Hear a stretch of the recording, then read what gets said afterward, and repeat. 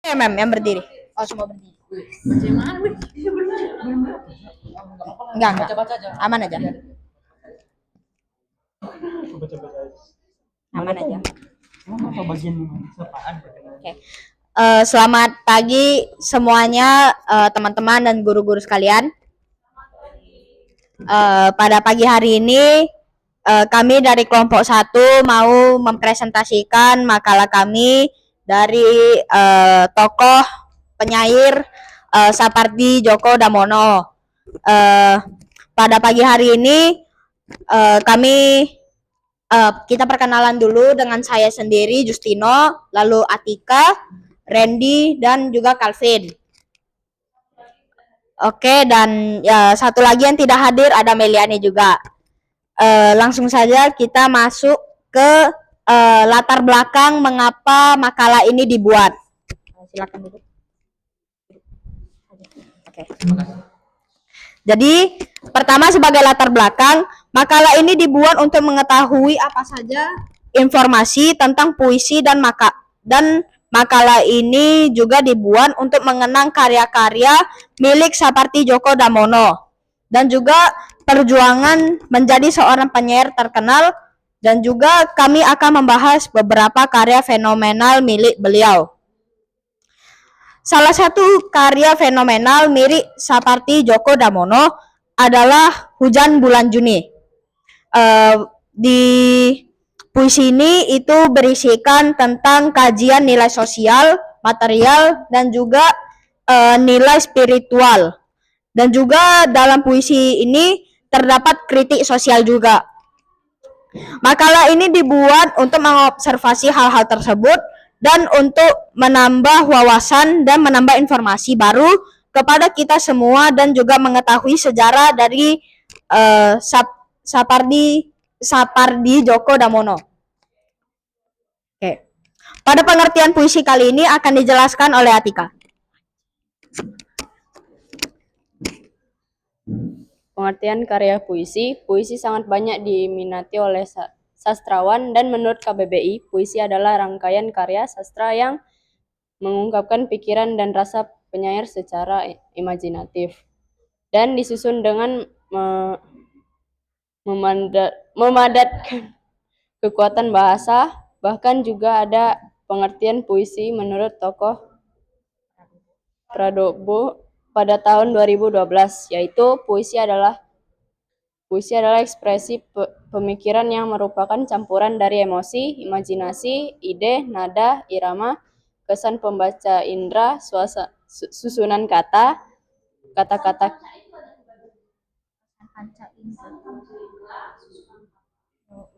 kesan panca indera, susunan kata, kata-kata kiasan, kepadatan, dan perasaan. Oke.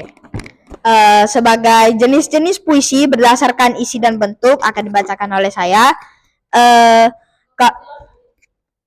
Jika puisi di jenis-jenis puisi berdasarkan isinya itu ada ode, himne, balada, epigrim, romansa, elegi, dan satire.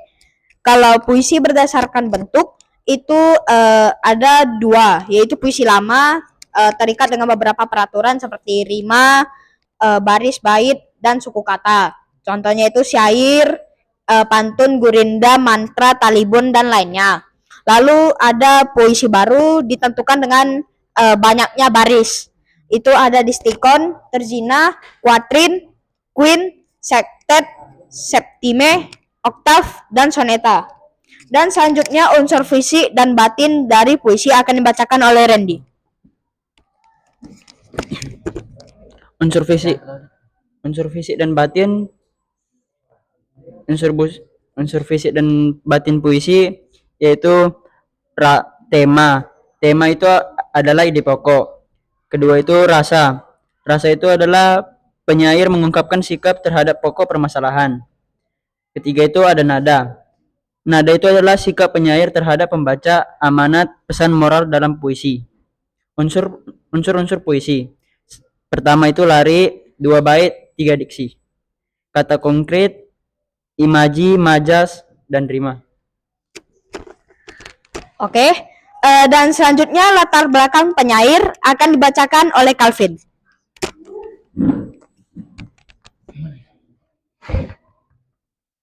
Oke, jadi latar belakang penyair Sapardi Djoko Damono. Beliau lahir di Surakarta 20 Maret 1940 yang merupakan anak pertama dari pasangan Satjoko dan Saparian. Tumbuh di keluarga sederhana dengan budaya Jawa kental, ia menempuh pendidikan dasar di Sekolah Dasar SR Keraton Kasatrian Baluarti Solo. Lalu ia melanjutkan pendidikan di SMPN Solo dan SMA Margo Yudan. Kecintaan menulis beliau dimulai sejak bangku SMA, di mana karyanya sudah sering diterbitkan di majalah, dan ketika menempuh kuliah bidang bahasa Inggris di Universitas Gadjah Mada atau UGM, beliau semakin menggeluti dunia menulis. Selama periode ini, Sapardi juga terlihat dalam siaran radio dan teater. Karir beliau pun berkembang. Pak Sapardi sempat menjadi direktur pelaksanaan Yayasan Indonesia yang menerbitkan Sastra Horizon. Sudah tak terhitung berapa banyak penghargaan yang dianugerahkan kepadanya. Beliau juga mengungkapkan sosok yang menjadi referensi saat pertama kali mulai menulis adalah O.S. Renda Sapardi Djoko Damono. Juga menerima banyak penghargaan bergengsi dalam atau luar negeri atas dedikasinya sebagai penyair, dan penghargaan utamanya meliputi Sea Right Award di Thailand tahun 1986, Cultural Award di Australia pada tahun 1978, Anugerah Puisi Putra di Malaysia tahun 1983, dan masih banyak lainnya. Sekian latar belakang dari Sapardi Djoko Damono. Terima kasih Calvin. Dan selanjutnya kita lanjut ke karya milik almarhum Sapardi Djoko Damono yang akan dibacakan oleh saya. Salah satu karyanya yang pertama adalah Hujan Bulan Juni. Seperti yang di awal, dan sekarang saya akan membagikan ke dalam bentuk unsur batin dan juga fisiknya. Yang pertama ada diksi atau pilihan kata. Kata-kata sederhana tapi puitis seperti hujan, bulan Juni, rindu dirahasiakan. Menggunakan bahasa yang lembut dan penuh makna. Kedua, cerita. Citraan atau imaji. Yang pertama ada penglihatan atau gambaran hujan yang turun di bulan Juni, dan juga perasaan, menghadirkan rasa rindu, sabar, dan ketulusan. Lalu yang ketiga ada majas atau gaya bahasa. Itu ada personifikasi.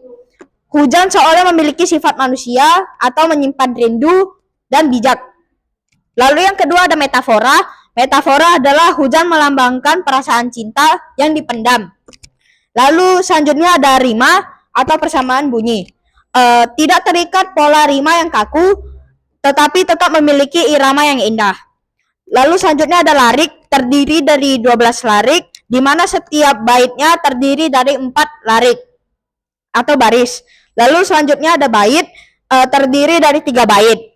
Kemudian ada kata konkret. Kata konkret di sini ada hujan, pohon berbunga, dan akar pohon. Selanjutnya ada unsur batin. Yang pertama itu ada tema. Temanya itu cinta yang dipendam atau cinta diam-diam, dan kesabaran dan keikhlasan dalam mencintai. Lalu selanjutnya ada rasa atau perasaan penyair, yaitu rindu yang dalam, sabar, ikhlas, dan tenang. Kemudian ada nada. Nadanya adalah lembut dan penuh ketenangan, seolah mengajak pembaca untuk merenung. Kemudian ada amanat atau pesan. Cinta tidak selalu harus diungkapkan. Ketulusan dan kesabaran adalah hal yang penting dalam mencintai, dan tidak semua perasaan perlu diumbar. Ada yang cukup untuk disimpan saja. Lalu selanjutnya, puisi selanjutnya akan dibacakan oleh Atika.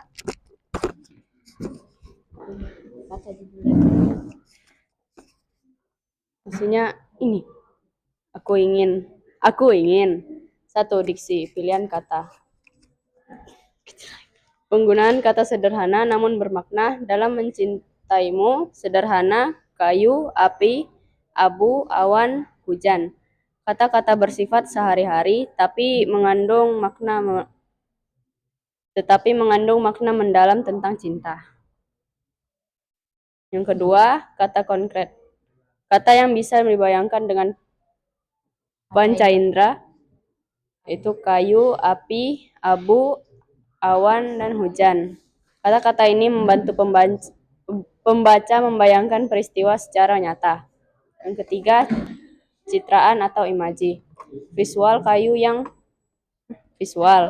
yang menjadi abu, awan menjadi hujan.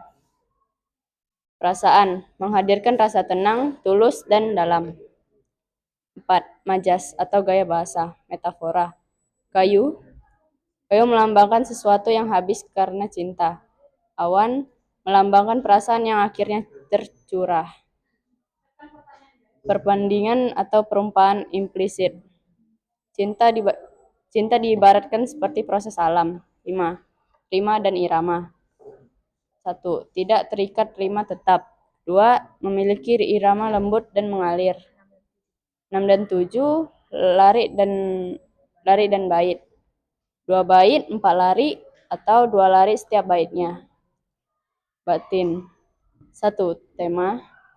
Cinta yang sederhana namun dalam. Ketulusan dalam mencintai. 2. Rasa atau perasaan penyair. Tulus, tenang, dalam, dan penuh makna. Yang ketiga, nada. Lembut, penuh kesederhanaan, dan tidak berlebihan. Yang keempat, amanat atau pesan. Pertama, cinta sejati itu sederhana, tidak perlu berlebihan. Yang kedua, ketulusan lebih penting daripada kata-kata besar. Yang terakhir, mencintai bisa dilakukan dengan diam dan tindakan, bukan hanya ucapan. Oke, kita telah sampai pada pengunjung makalah yang dimana sebagai penutup. Pada penutup ini sebagai kesimpulan, puisi memiliki banyak jenis, baik dibedakan dari segi isi dan juga bentuknya. Dan juga kita dapat mengetahui apa saja yang merupakan puisi baru dan puisi lama, dan kita juga dapat mengetahui sejarah dari seperti Djoko Damono, yang dimana kita tahu beliau lahir hingga perjalanan beliau bisa menjadi seorang penyair yang terkenal dan banyak dikenal orang. Dan juga kita dapat mengetahui apa saja penghargaan-penghargaan yang telah didapatkan beliau semasa hidup. Dan kita juga mengetahui karya-karya fenomenal dari beliau yang dapat kita nikmati hingga saat ini, baik dari rasa rindu, kritik sosial, hingga rasa kematian. Sekian makalah yang dapat dibuat dan informasi yang dapat kami sampaikan. Semoga bisa menjadi bermanfaat untuk kita semua. Terima kasih, dan kami membuka satu sesi untuk memberikan saran, kritik maupun pertanyaan. Kepada penonton dipersilakan.